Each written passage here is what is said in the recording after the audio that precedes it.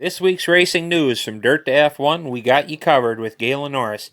Please be sure to hit that like button and subscribe to my channel and hit that notification bell. And if you have any questions or content you would like for me to share, please leave it down in the comments below. Thank you very much and enjoy the video. Good evening, everybody. This is Galen Norris here with this week's racing news from Dirt to F1. We got you covered. We had some big news drop today on speedsport.com. Regarding the Indianapolis Motor Speedway and some of the renovations that are going to be made to the Speedway for this upcoming racing season. As we all know, Roger Penske completed the purchase of the Speedway back on January 6th and has now started the process of adding all the renovations and changes to the IndyCar series as well as the Speedway. So today in the report on Speed Sport that I read this morning, the Indy 500, the first thing you're going to be doing is raising the purse $2 million from $13 million to $15 million, now making this the highest paid Indy 500 purse ever paid out in the history of the event. Another thing they're going to be also doing with regards to competition is they're going to return to the multiple attempts format for the last row shootout, as well as expanding the time frame to accommodate this to 75 minutes of racing for this case. After what some of the things that have happened the last couple years regarding, especially with James Hinchcliffe not making the field due to the time allotment, I think this is a good move.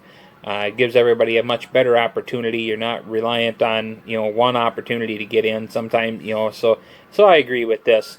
Also, they're going to be adding some more boosts to the turbochargers for qualifying. So that's going to raise the horsepower, an estimated 45 horsepower during qualifying. So it's going to be raising the qualifying speeds.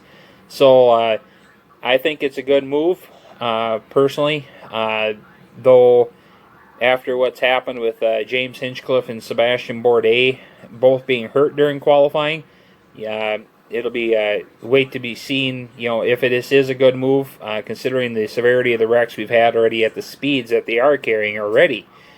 During qualifying. They're also going to be expanding on the TV side. They will be expanding the TV coverage of qualifying on Saturday and Sunday, so it encompasses more of it on NBC. But then they're also going to be expanding the total network coverage across the entirety of the Indy 500. As of the publishing of this article in time, they have not released the total schedule of TV coverage, but they said they will be releasing that soon. Also on the front of the NTT IndyCar series in Indianapolis Motor Speedway, they'll be adding 6 new sponsors to their roles this year. The 6 new sponsors are Pennzoil, Verizon, Snap-on Tools, Dex Imaging, Road and Track Magazine, as well as Global Medical Response. As you can see, Pennzoil, Verizon, and Snap-on and Dex Imaging are all sponsors that sponsor Roger Penske's race teams. Pennzoil is in NASCAR and IndyCar. Verizon's in IndyCar. They use Snap-on Tools, and then Dex Imaging is also seen quite often on the number 12 of Ryan Blaney in the Cup Series. So I think that's a good move. It shows good investment in the longevity of the Speedway. And these are all long-term investments, so they're multiple years. They're not just stopgap sponsorships. So I'm happy to see that. So that means, with that extra funding, maybe bigger purses, more renovations to the facility are yet to come. So I'm glad to see that. As part of the actual physical renovations and fan experience, they will be adding 30 additional large screen video boards, including 24 that'll be along the front stretch paddock seating, which is back behind the pit lane wall. So that'll be actually bringing action to an additional 25,000 fans that will actually get to see more racing action due to that. Also, all 7 infield monitors that are in the infield we'll also be adding on a running order running order scroll through them, so they'll be able to those big monitors. You'll be able to see the current running order of the field. They'll also be adding underneath the pagoda, they'll be adding a 100-foot by 20-foot video board at the base of it, and it'll be providing data-driven race insights through NTT. So this is kind of a general area where the fans tend to gather under there down on pit side. So this will be where they'll be able to look up and get more data-driven race insights while they're there. They'll also be the first racetrack to carry Verizon 5G ultra wideband wireless internet, or quality internet. So that'll be good. Better internet experience, social media experience to be had at the Speedway now on your weekends there. The pedestrian traffic on Georgetown Road will be widened out to 2 lanes, so that way ingress and egress will go easier for the fans. Nobody's running into each other both ways. 125 bathrooms are going to be re-renovated, and they'll be putting new pavement on the Parcel B lot near the main gate that was gravel, so that'll be redone. Also, winning drivers will have their cars, and this goes for all races, the Indy 500, the Brickyard 400, as well as the Indy GP. Will all have their cars elevated to the victory podium for better pictures of the most prestigious victory lane, as they call it in global motorsports. So these are all plans that I think are very admirable and will have a lasting effect on the sport.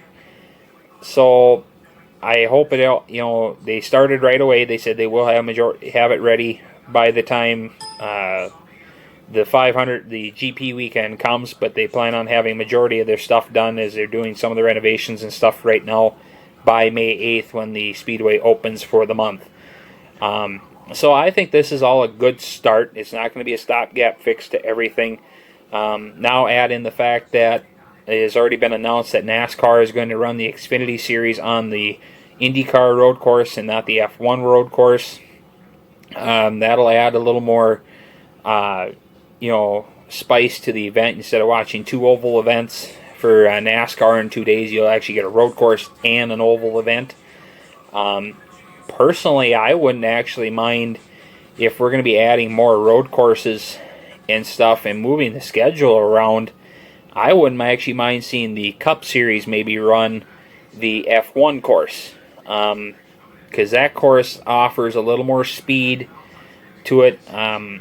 Stock cars, I mean, I don't mind them on road courses, but they don't really, as proven by the Charlotte Roval, they're not really keen to, being on track, on tight turning tracks. They're really slow through it, just due to their size and their weight.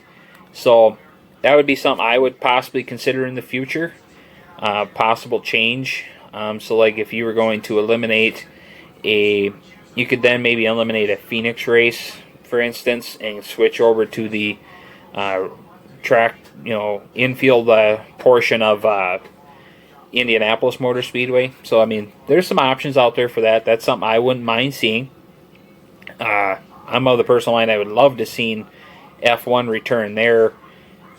Besides being in Texas, there has been talk of an extra, race. So I wouldn't mind seeing them actually come back to Indianapolis Motor Speedway.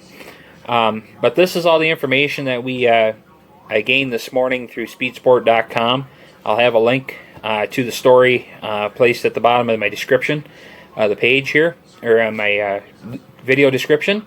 So please hit that like button, subscribe, leave me any comments for any content you might have. I appreciate you watching this video. I'm hoping this really works out well for Indianapolis Motor Speedway.